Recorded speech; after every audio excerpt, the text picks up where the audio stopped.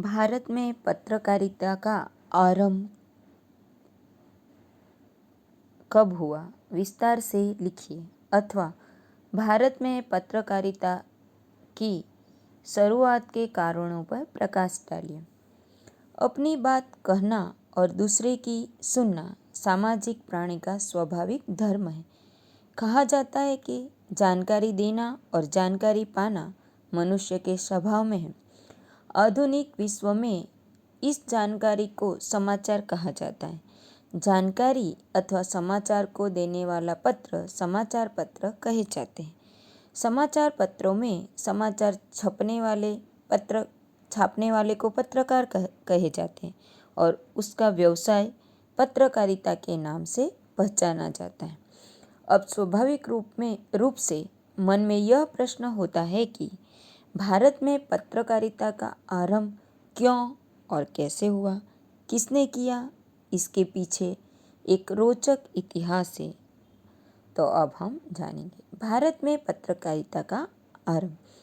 जब से मानव समाज एक राज्य के रूप में संगठित हुआ है, तभी से राजनीतिक समाज के विचारों को मान्यता देते आ रहे हैं। जो भी शक्ति में होता है वह प्रेस को किसी न किसी रूप में विकसित करने तथा उसका उपयोग करने का प्रयास करता आ रहा है, ताकि सरकार की नीतियों के सामान्य जनता तक सूचित हो जाए। सरकार जनता की आवश्यकता तथा विचारों से अवगत हो, सरकार को उसकी नीतियों की प्रतिक्रिया का ज्ञान हो तथा दिन प्रतिदिन की घटना से जनता एवं सरकार दोनों अवगत हो। प्राचीन भारत से महान राजनीतिज्ञ आचार्य चाणक्य ने राजा चंद्रगुप्त मौर्य को सलाह दी थी कि राज्य में क्या हो रहा है वह जानने के लिए कार्यकुशल गुप्तचरों को रखा जाए। सम्राट अशोक ने इस कार्य को करने के लिए शिलालेखों तथा गुप्तचरों का प्रयोग किया। ये सब तत्कालीन परिस्थितियों में आधुनिक प्रेस की भांति कार्य करते थे। पुरातन मुद्राएं भी इसी दृष्टि से उपयोग में लाई गई। भारत में मुगल साम्राज्य की स्थापना के साथ ही संचार सेवाओं का नया युग आरंभ हुआ। मुगलों ने संचार सेवाओं के लिए सूचना अधिकारियों की नियुक्ति की। अबुल फजल के अनुसार निरंकुश राजाओं ने आरंभ से समाचार सेवाओं को इसलिए मान्यता दी। अतः मुगल शासकों ने न्यूज़ राइटर अथवा वाक्य नवीसों को प्रत्येक जिले में नियुक्त किया हुआ था। उनकी रिपोर्ट के आधार पर शाही निर्णय किए जाते थे और नीतियों का निर्धारण किया जाता था। औरंगजेब ने शासकीय व्यवस्था को सुचारू रूप से चलाने तथा अपनी सैन्य व्यवस्था को चौकस रखने के लिए सूचनाओं और आदेशों की पहुंच का उचित प्रबंध किया हुआ था। राजधानी में मुख्य कार्यालय से सभी प्रदेश के सैन्य अधिकारियों तक सूचना भेजी जाती थी और प्रत्येक प्रदेश की राजधानी में जासूसी का अलग कार्यालय था।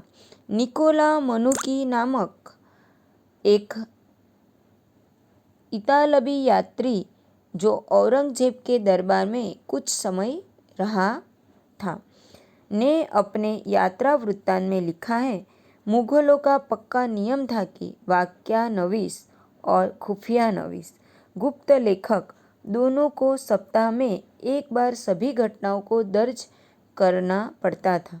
दरअसल महत्वपूर्ण घटनाओं का यह विवरण लेखों सबूतों के तौर पर प्रयोग में आता था। बादशाह के समक्ष इन्हें रोज 9 बजे रात को महल की स्त्रियां द्वारा पढ़कर सुनाया जाता था। इसके अतिरिक्त जासूस भी रखे जाते थे, जिनका यह कर्तव्य था कि वे दर हफ्ते महत्वपूर्ण मामलों की खास तौर से राजकुमारों की गतिविधियों का रिपोर्ट लिखकर भेजे। 18वीं सदी के पहले चरण में ईस्ट इंडिया कंपनी ने इन संवाद लेखकों की सेवाएं प्राप्त की। इस प्रकार यह कहा जा सकता है कि भारत में ईस्ट इंडिया कंपनी के आगमन पूर्व प्रेस की स्थापना हो चुकी थी। यूरोपियन प्रजा का आगमन और आधुनिक प्रेस। पुर्तगाली लोग इस देश में अंग्रेजों से पूर्व आकर व्यापार ही नहीं बल्कि एक बड़े भूभाग पर राज भी करने लगे थे। पुर्तगाली वास्को दी गामा इस रूसी भूमि को खोज निकालने का श्रेय जाता है। इस खोज के पश्चात ही पुर्तगाली यहाँ पर आए। तत्पश्चात यूरोपियन लोगों के पैर यहाँ कैसे जमे, इतिहास इस बात का साक्षी है कि सन 1662 में इंग्लैंड के राजा चार्ल्स द्वितीय ने पुर्तगाल की राजकुमारी से विवाह किया और दहेज में बम्बई का टापू प्राप्त किया। पुर्तगाली लोग अपनी धर्मांधता के कारण भारत में अपने राज्यों को विस्तृत न कर पाए, लेकिन कुछ धार्मिक मिशनरियों ने धर्म प्रचार हेतु यूरोप से 2 प्रेस मंगवाए जो 1550 में यहाँ पहुँचे।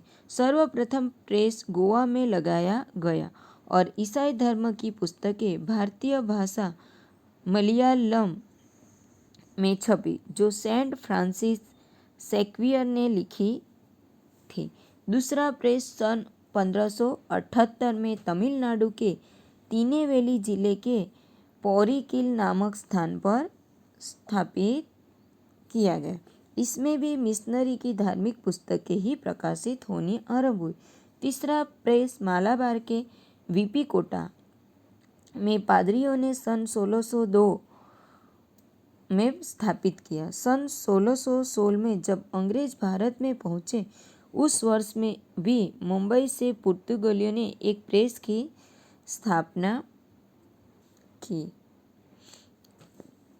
इसके पश्चात 1679 तक पुर्तगालियों द्वारा फिर किसी एक प्रेस की स्थापना का पता नहीं चलता, परंतु उसी वर्ष विचूर के दक्षिण में अंबलकाड में एक और प्रेस लगाया गया जिससे कोचीन तमिल शब्दकोश प्रकाशित हुआ, जो एक साहित्यिक कार्य था।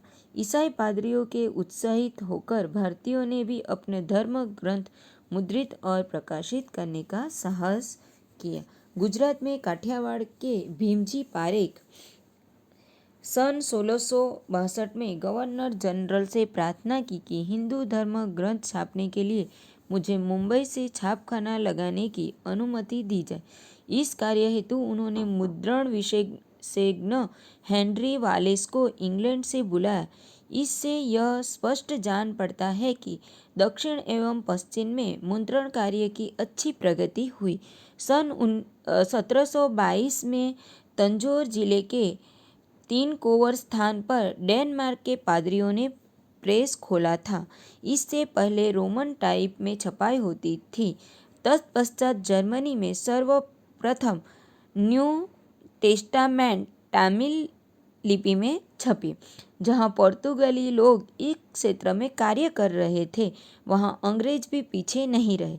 सन 1674 में हेनरी मिल्क नामक व्यक्ति को कोर्ट ऑफ डायरेक्टर्स ने टाइपराइटर और बहुत सा कागज देकर मुंबई भेजा, किंतु उस समय उस कार्य की उन्हें जानकारी नहीं थी।